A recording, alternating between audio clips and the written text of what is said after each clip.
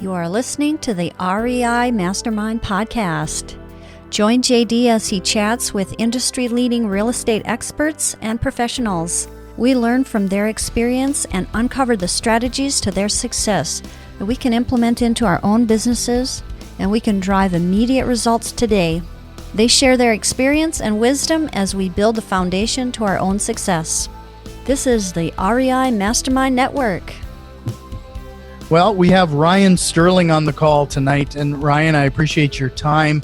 And Ryan has written a new book, so that's out today. So you're making other people rich, save, invest, spend with intention. With Ryan Sterling, he's a financial advisor, and he has a coaching practice, financial advisor. I mean, you got a lot of irons in the fire there, my friend. It has been a busy year, no doubt. And with that, I have a TED Talk that I'm giving next week on the same topic. So there's a lot colliding all at once. Oh, wow. Your TED Talk. I heard that's quite the process. It is the process. It's, I think one thing that's helped is that the talk is basically what's in the book. So it's about developing a healthier relationship with money. The talk's not called You're Making Other People Rich, but it's basically, again, the same theme. So it helps that they go hand in hand. I mean, it kind of makes sense, right? So I think being able to pitch this book in the TED interview process certainly helped. Right. So before we kick things off, I also want to make sure that people right off the bat have your contact information. Mm-hmm. So make sure it's Ryan Sterling. That's RyanSterling.com for your website. Mm-hmm. And I also believe you're pretty active on LinkedIn, right? I am. That's my main one. I mean, I'm on Instagram and Facebook, but really LinkedIn is the one where I engage with the most. So the website, RyanSterling.com, and you can find me on LinkedIn. So let's start right into the book here. I always find it amazing that, first of all, the concept of writing a book is just beyond me. I mean, what caused you to decide to tackle this? I mean, it sounds like it's quite a broad and well-intentioned book here. I mean, I really like especially the part about spend with intention. Yeah. I mean, I basically wrote the book that I wish I would have read when I was 25 years old. Right. I've been a practicing financial advisor for over 15 years. And, it's really interesting. I was doing really well in my career. I've worked at some of the largest firms in the investment industry. I would say that the typical client that I've worked with would be considered high net worth or ultra high net worth. So that can be defined in a lot of different ways. But just for clarity's sake, let's just say 5 million in investable assets and above. Now, that's not 5 million net worth. That's 5 million liquid assets to manage in a diversified portfolio. So I was working with some pretty wealthy people.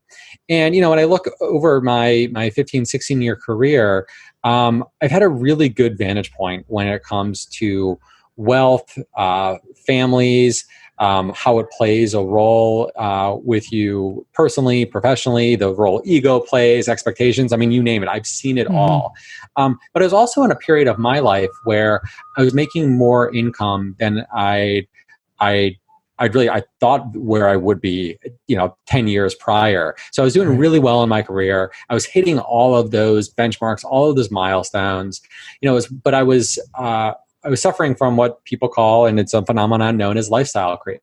So every time I made an extra $10,000, my expenses went up by $15,000. Every time I made an extra $50,000, my expenses went up by $70,000. Every time I made an extra $100,000, I mean, you get the picture. So it was one of those things where, again, I was sitting here, 36, 37 years old. I was making more income than I ever thought I would. And I wasn't happy. And I wasn't feeling like I was financially independent or really financially sound, to be honest with you. And it's ironic because that's what I was doing for a living. Around the same time, I had an opportunity that just kind of fell into my lap to write an article for the publication Business Insider. And it was basically, what are your tips? It was a free article, basically. What are your tips for someone who's just starting the wealth building process? And I put a lot of time into this article, and I basically wrote the article that I wish I would have read, again, 10 years earlier. And I have to tell you, this article, it kind of went mini viral in that, the amount of views and the amount of feedback I got was incredible. I was really touched by it, and it was amazing to see how this impacted so many lives. That said, I was working in an environment where I could only work with people with investable assets of 5 million and above. So I wanted to figure out, okay, how can I work with a broader population? How can I get this message out there? And again, how can I write the book that I think really would have helped me? So that article really was the launching point of, okay, I think I have a really good message here. And then it was really I took the approach of, you know what, take the long road and just commit to doing like 300 to 500 words a day. And if you do that for a long enough time, a book's going to come out. Yeah. No, that's commendable. It just to get into that proper mindset and take that type of action is just always, that's just awesome. So can you talk a little bit about, save, invest, and spend with intention? That I really like that title of your book. What makes you the intention, especially? Yeah, I think it all comes down to intention. And just think about where we are as a society. So again, part of this, I talk about, this came from my own personal pain of being a high earner, but not feeling like I was financially in a very good situation. So part of it, I just did a diagnostic on myself. And when I looked at this and said, okay, I have all the knowledge, I have all the degrees, I have all the experience, why is it so hard for me to do it? And I realized it's not about the spreadsheets, it's not about the numbers, it's not about the formulas, it's not about the technical side of it. It plays a role in it, but that's actually of less importance. Really, what I was missing was the intention side of it. What do I want? Right? What do I want out of life? What life do I want to live? How do I want to design my life? Am I living my life the way that I want to live my life? Am I intentionally designing my day-to-day? Or am I living my life in a way that I'm being told what I'm supposed to do? And am I falling in line based on societal expectations? So when I did this diagnostic to say, okay, what am I getting wrong here? It was two things. And this is, the book is divided up into 3 sections. You're being exploited, which I call awareness. You can fight back, which I call accountability. And then you can take action, which is about taking action. I knew how to take action, but I didn't necessarily have the awareness that I was being exploited on a day-to-day basis to consume in a very unintentional way. And then number 2, the accountability piece was, okay, once I know and I have this awareness of how retailers and marketers are getting me to consume in a mindless way on a day in and day out basis, how can I take accountability to fight back? And really a big theme in this book is with intention. I think intention is kind of synonymous with adding friction points back and creating space between the impulse to consume and actually consuming. So if you talk to any venture capitalist, if you talk to any retailer, if you talk to anybody who's in a senior level role on a marketing team at any company, I don't care what your people to spend, the more you are going to spend. The easier they make it on you, the more you are going to spend. It's that simple. And if you look at, just look at the consuming process back in, call it 70 years ago. If you wanted to buy a pair of shoes, for example, you had to really want and need a pair of shoes. There were so many natural friction points that existed between you and buying the pair of shoes. You had to, did you have cash on you? If not, you had to go to a bank. You had to get cash you had to wait in line. You had to get cash from a teller. Then you had to go to a store. You had to dig through inventory. Do they have what you want? Do they have your size? If no, go to another store. The process of buying a pair of shoes could be a 3 to 6 hour event. But with each passing decade, the friction points have been slowly reduced to the point where we have credit cards, we have online shopping, and now push notifications where you can get an alert on your watch, press one button on your phone, and you can have 20 pairs of shoes delivered a day later. So this system has been intentionally designed to make the consumer experience as easy as possible in an effort for us to spend as much as possible. So the way that I'm thinking about this is, how do you fight back against an intentionally designed system? You fight back with intention. Right. So can you talk about some of those intentions? Like, how do you put on some of those brakes? I'm one of those guys that actually check the deal sites almost every single day. Yeah. Yeah. And then that impulsive buys are kind of a bane of a lot of people's existence. 100%. Yeah. So, I mean, the biggest tricks, and I use this with my client base and I use it for myself. So number one is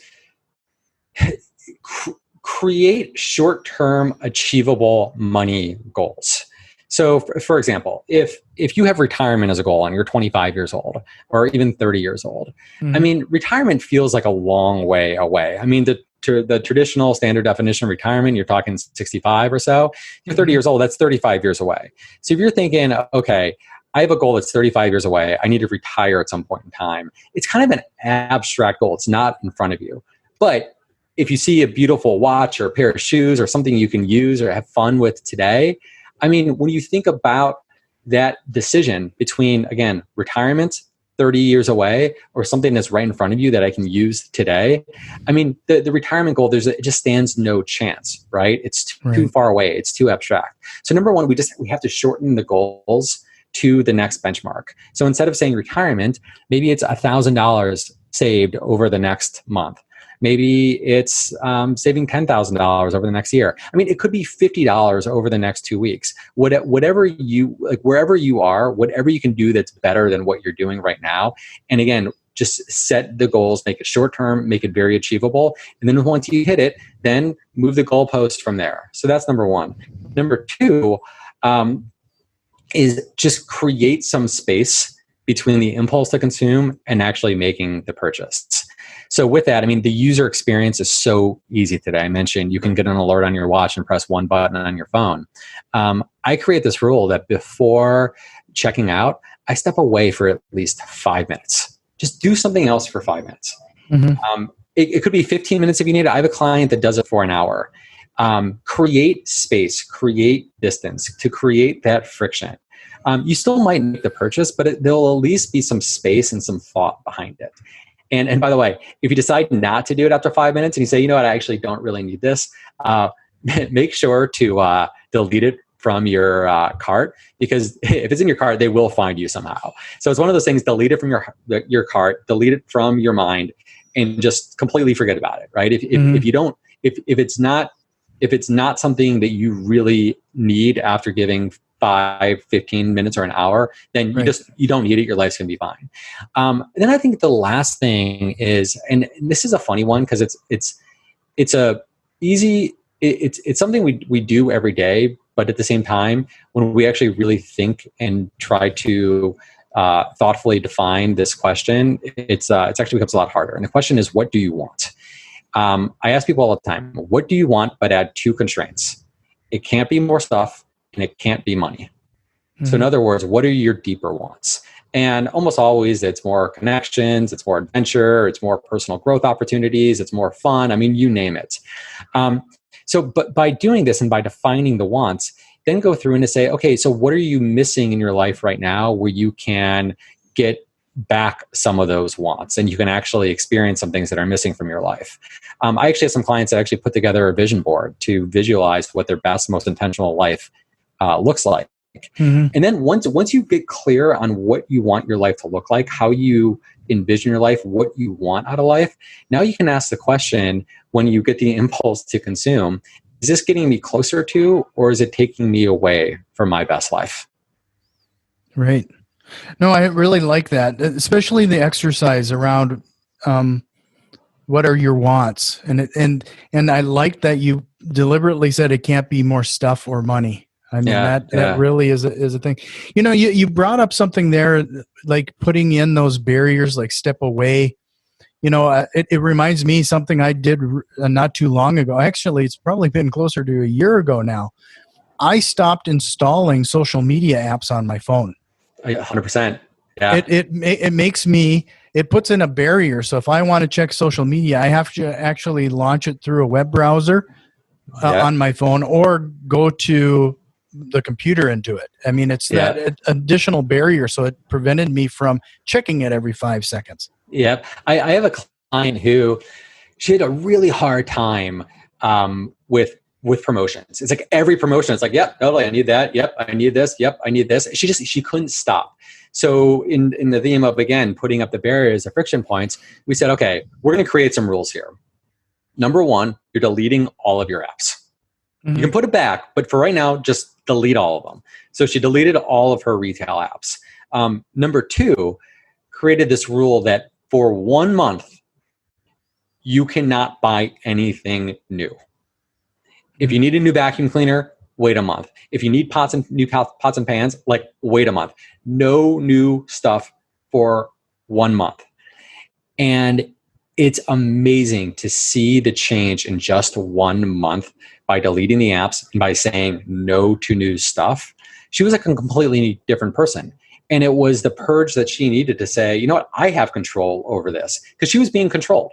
Again, she was being bombarded on a day-to-day basis. Oh, new clothes, new shoes, new watch, again, new pots and pans. And she created this almost, again, because this is what retailers want, is like, oh, yeah, I need new pans. Yeah, definitely. And there's $100 on new pots and pans. I'm using an example because it's a real example.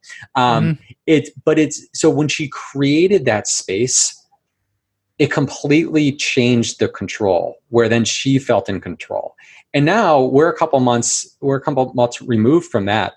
And I said, go back, put in your apps. Like, you can do whatever you want now. And she goes, I don't want to. Like, I'm good now. Mm-hmm. And sometimes we just need that space. We need that distance.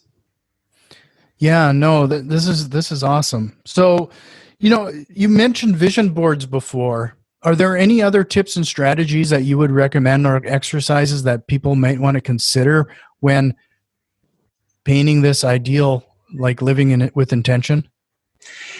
Yeah, I mean, I think, again, a vision board isn't for everybody, but I have clients who do it, and it's a good day-to-day reminder of what they want to do. And look, I'll give you a quick example. So I know someone who lives in my neighborhood.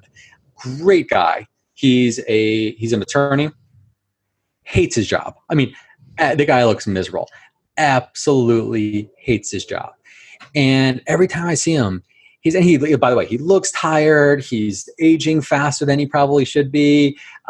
He's out of shape. And every time I see him, he's like, oh my God, I want to do what you're doing. I want to work for myself. I'm sick and tired of this corporate law BS, X, Y, and Z. And then, like, literally 2 minutes later, he's showing me his new Mercedes. And he's talking about, like, oh yeah, I just got into a new country club. I asked him, like, well, why did you get a new Mercedes and sign up for a new country club? He's like, well, with the law firm, you kind of have to, like, make up appearances. So I had to get this club membership. And he's like, but I really don't love the people at the club. And, then I needed to show up in a nice car, because, like, that's what you have to do to make up appearances. And I'm like, so you now paid, I think it was like $40,000 for club dues, and you bought a new Mercedes to help solidify yourself in a role that you absolutely hate. Where, if you think about it, it's like, are you spending in a way that's getting you closer to starting your own business someday? Or are you spending in a way that's keeping you trapped? And so I think, again, the vision board, I think, can solidify it. But I think even if it's a one thing, and, if you're working a corporate job and you're like, I hate my corporate job, what's the one thing you want? Let's say it's starting a business. Okay, starting a business. Just put it down, write it down anywhere, put it in the universe, tell your friends, have an accountability group, whatever it takes to have that reminder, because you're going to need that reminder when those purchases come up that, again, are just in an unintentional way that you're doing for something or someone else, to a reminder to say, is this getting me closer to or taking me away from owning my own business? Right.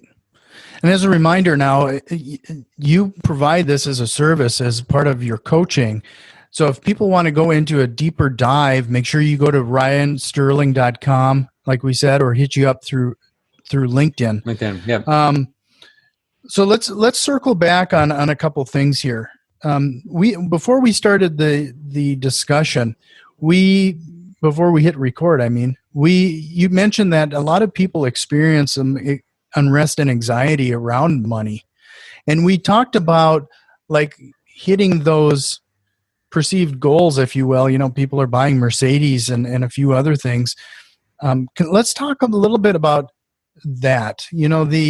especially right now with the economy and COVID, there is a lot of anxiety around money. And how do some people, like some strategies that people can use to cope with some of this?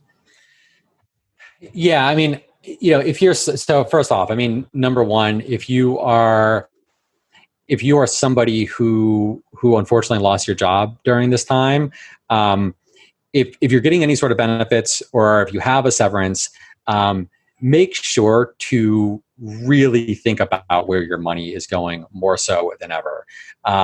It's funny. I saw, it's not funny, it's actually sad. I saw a CEO of a new shoe company. I can't remember what the brand was. I was on CNBC, and he was talking about he was concerned over his sales going down because of the concern over the second wave of stimulus money, and the fact that this extra $600 was really helpful in their sales. And it's got me thinking, it's like, man, if someone's unemployed right now and getting that extra unemployment check from the stimulus package, that's going to shoes. Like, that's the last place it should be going, right? So number one, I mean, if you're in a place where you've lost your job, or you're feeling like money is going to be tight, the resource that you do have, I just can't stress enough, track every single expense. I actually do it in a spreadsheet, and I track each one of my expenses every single day, just to know where my money is going. Number two, I mean, if you're someone where you've kept your job, but you're a little bit nervous, or this is, caused you to be a little bit shell-shocked. Look, I was 27 years old when the financial crisis hit. That was such an amazing learning experience for me. I was fortunate enough that I didn't lose my job. But the interesting thing was, I was 27. I actually got promoted, but I didn't get promoted because I was some amazing employee. I got promoted because the people 10, 15 years ahead of me were getting let go because they were more expensive. And that just got the thought in my head, okay, someday I'm going to be a lot more expensive than I am right now, and I'm going to be way more disposable than I am right now. So just thinking about, this isn't a scare tactic, but these things happen. These things find us every 10 years or so. So it's one of those where if you're feeling shell-shocked right now, and this is your first time going through some sort of economic crisis, this is part of life. This is a reality that we face historically every 10 years or so. So it's one of those where it's just a reminder that when things will turn, we will get out of this. But it should just be a reminder in the back of your head when things do turn, to be really thoughtful and to make sure you are saving. And then I think the last thing is, if you're someone where you're feeling behind and you're feeling that this crisis has put you even farther behind, small investments made over a consistent period of time do add up.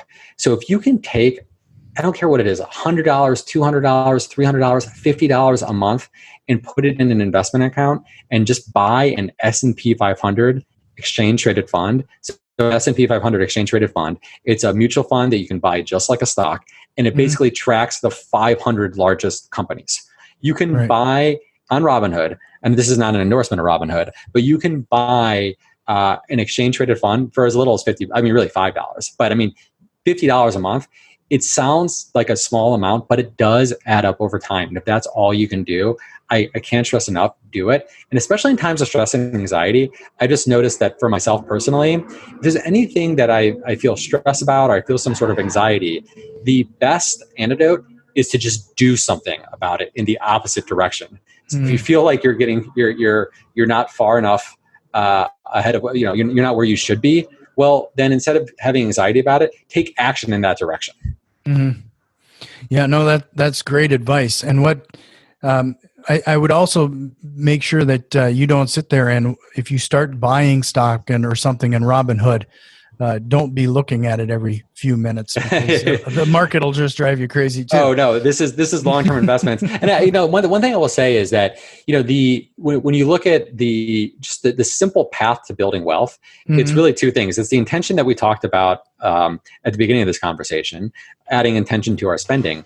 But then number two, it's then taking the savings and it's acquiring appreciating assets that go up in value over time. And the appreciating assets that I find most compelling are stocks, owning real estate, as income properties, as well as your own intellectual capital and potentially starting a business. I think those are the best appreciating assets that you can invest in. So it's one of those things where instead of just always buying the new gadget, right, when it comes out, don't just buy the gadget, also own the company, right? Be an owner of capital.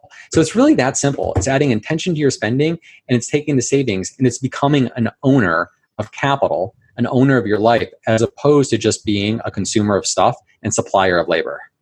Right. That's a good point too.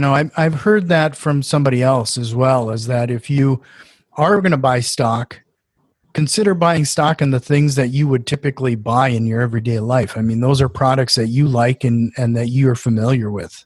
I personally, if you're starting from zero and the stock market kind of scares you a little bit, I would just buy an S&P 500 index fund and just own the entire market and take the thought process out of it. But that said, I do think, though, there is some power in owning the stuff that you own. And in part, that connects you to what it means to be a stock investor. So, for example, again, I'll use Apple as an example. This is not an endorsement of Apple stock, but look, I think Apple's a great company. I have Apple products all around my house. So I'm a consumer of Apple, but I'm also an owner of Apple stock for the long run. And it's one of those where, when you see Apple stock, volatile, and you see it up 20% one month, down 20% one month, at least it's kind of irrelevant then. That's just month to month noise. At least that you have ownership of a company that's a good company that's selling its products around the world and are producing things that people want to buy. No, Apple's a good example. I mean, I saw just this week, there was a report that they own the top, in the United States anyway, the top 6 devices out of the top 10. I mean, that's crazy. No doubt. Yeah. I mean, it's all over my house. So it's one of those things where, again, I just can't trust enough. Instead of just being a consumer, own the company as well. So is that, leading us back to you at the beginning, the title of your book, it's called, at the front half of the title is "You're Making Other People Rich." I mean, let's dive into that a little bit. What do you mean by that? Like, how are we making other people rich? We're making other people rich because, you're basically, every time money leaves your pocket and you're buying a depreciating asset. So you're buying something, which is clothes, a gadget that's going to go down in value right after you buy it, a new car that's going to lose value over the next year. I mean, you're basically giving away your money. You're giving it to somebody else. You're making them rich. And then what are you doing for yourself? Making you poor. Making you poor. Exactly. So that's why I say, own appreciating assets, but it's crazy because we do the opposite. I mean, if you look at consumer spending today, it's amazing.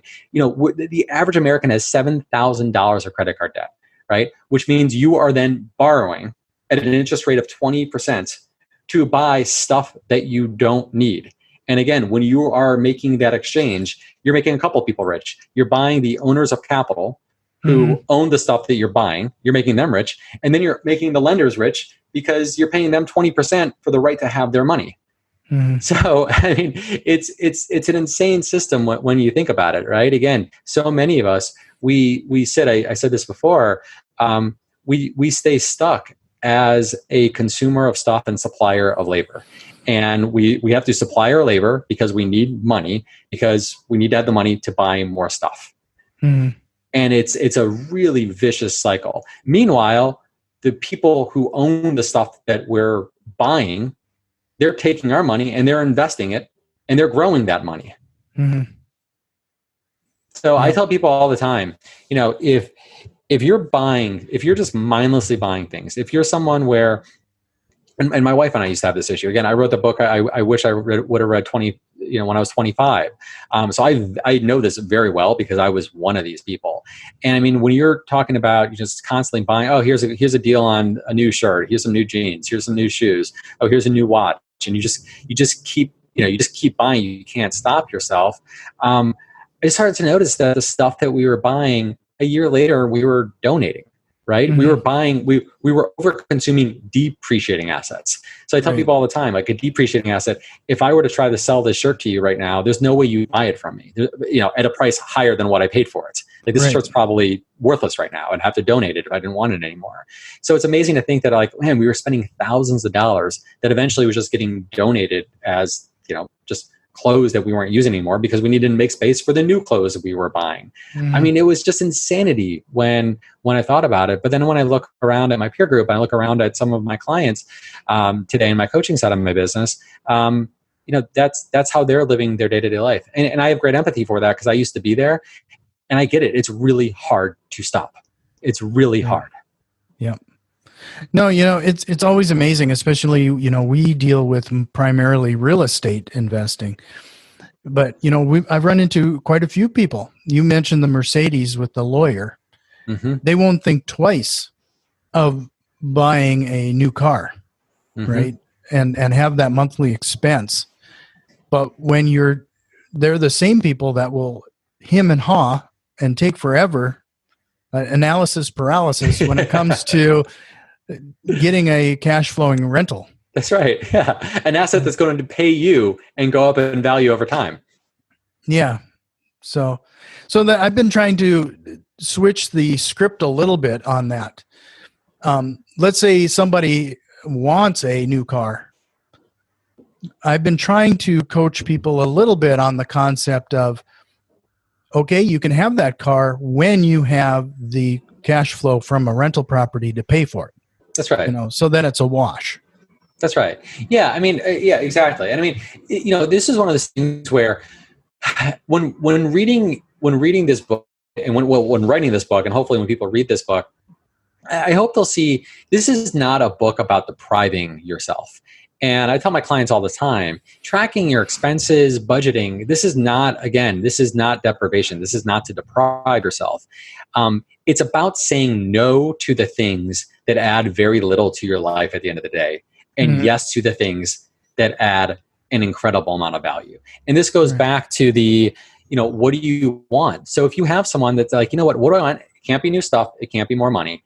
And they say, man, my kids are growing up so fast. I would love to have more time with my kids. Think about time as an asset. I mean, time is more valuable than money. There's no question about it. And I could say that. I live in New York City. If I were to go find an 85 billionaire in New York City and say, look, you're 85 years old, you're a billionaire. You trade it all to be a 22-year-old again with zero money, and in a heartbeat, they would make that exchange. Time is so much more valuable than money. So going back to this, so let's say this person says, what do I want? Gosh, I want to spend more time with my kids. They're growing up so fast. But I'm a corporate attorney, and I have to work 80-hour weeks because that's how I pay the bills. Okay, so stop right there. Okay, what do you want? You want to spend more time with your kids. Okay, is buying a rental property that's producing an income stream that ultimately what's that going to do for your job then? That's going to make you less reliant on your job. When you're less reliant on your job, then you don't feel the anxiety of trading your time for money anymore. And guess what? Now you've just freed up more time to go spend time with your family. So if think about this as a multi-year process. So if you buy a rental property in year 1, and then year 2, you do it again. Year 3, you do it again. 5 years later, you have 5 rental properties. Guess what? You don't need the job anymore. And now you can do whatever you want with your time. So what do you want? I want to spend more time with my kids, my family. They're growing up so fast. Guess what? You can accomplish that by, again, buying appreciating assets or income producing assets that are paying you. That Mercedes is not going to do it. That Mercedes is just going to take you away from what you actually want at the core of you. Right. No, this has been an eye opener, and I hope people take some of this to heart. I mean, the entire concept of your book title, I think we can probably put a period on the end of a lot of this with what you titled your book. You're making other people rich. Save, invest, and spend with intention, by Ryan Sterling. I can't thank you enough. I mean, I hope that a lot of people see a lot of value in this. And I mean, I already ordered your book while we were chatting. Oh, great. So it should be on my phone. But you can't. How can I turn that down? I mean, I don't know if it's a limited time offer, but You have it for is. 99 cents. Yeah. I mean, jeepers. I mean, if people take the investment, I mean, that's probably some of the best 99 cents I'm going to spend this month. So I appreciate that. I'll tell you, I don't know when this is going to be released. It's probably going to go back up to $6.99. The publisher is doing it for the first week promotions. But even at $6.99, look, if you have a Kindle, $6.99. I mean, it is my hope that you can read through this book. It's a fast read, by the way. I mean, it will take you a couple of hours. It reads real quickly. I fly at the right altitude. I'm not getting overly technical. And it's my hope that someone can read this book and to redefine their relationship with wealth and to avoid making the same mistakes that so many of us make with money. Yeah, with today's, we talked about how it is so easy to buy these days, and we're in a society of want. I mean, our society is in a constant state of want, and now you add social media on top of it, where we're only comparing each other. I mean, it's just a self-feeding machine. It's so easy to get carried away. Oh, it's the system is rigged against you. And I'm not saying that in a conspiracy way. I'm saying that in I said this at the beginning, talk to any venture capitalist. What is their job? Their job is to take your money from you as easy and as fast as possible. And they're not bad people. That's just their job. So again, the only way you can fight back is with the intention. I can't stress enough. Yeah, really appreciate your time, Ryan. I hope that people take some of this and act upon it right away. In fact, I really I wanted to kind of summarize a couple things. You mentioned defining some achievable small goals, hitting those goals, and achievable goals is really the key there, because it's amazing if you go too far, stretch it too far, you'll give up pretty easily. I mean, you got to find some measurable, achievable goals. I really like putting in those blockers when it comes to spending, and my wife and I actually take a breath. You know, it's funny you bring this up. When we ask, we're going to buy something, we actually say, okay, is this worth it? Yeah. We actually ask that question before we take that type of action. And just putting in those blockers, and like I said, I've gone as far for social media as deleting those apps. I mean, so, and then, you know, as crazy as it sounds to some people, and I was one of those people about 2 years ago, I would have told you to your face that you're crazy to think about doing a dream board or writing something down on a daily basis or all of that stuff. I thought it was a bunch of hokum. But now I really see that there's a lot of power to that. And for as crazy as I thought the ideas were, that exercise is definitely worth that time investment. You're putting it out there. So I'm not, just to be clear, I'm not the person that says, if you manifest it, it's just going to come. I am the person that says, if you put it on a board and you can see it, you will take the steps to get there. And again, you will say, hey, I've never traveled to Asia. I really want to do it. You put it on the board, then you're asking yourself those questions. Do I want another pair of shoes? No, I want to travel to Asia in the next 2 years. Okay, let's reroute money from here over here. That's how those things become reality, because you put it out there, you add intention to the goal. Yeah. And I've mentioned this on the show quite a few times, and it's probably becoming a catchphrase, but you, as soon as you take it out of your head and put it on a piece of paper, it stops being a dream and becomes a target. Exactly. 100%. Well, I really appreciate your time, Ryan. This has been awesome. I hope we can do it again sometime. Like I mentioned to you, we typically cover a lot of real estate investing, but I really like taking a moment to broaden the conversation a little bit, make sure that we cover all grounds and look at other avenues, but especially regarding the anxiety and everything that's going on in our day and age. I thought this was a really important conversation to have. I really appreciate your time. Oh, Jack, thank you so much. It's been a lot of fun, and I hope to do it again sometime. Yeah, I hope so too. We'll catch you All right, soon. Jack. Yeah. This has been the REI Mastermind Network. You can already tell that we've made some changes, and a few more are on the way. If you are interested in what we have planned, head over to patreon.com/REI Mastermind and support the show today. Financial contributions are always appreciated, along with a like, share, and review. It really helps us grow and reach more people with this valuable information. See you next time, and tell a friend.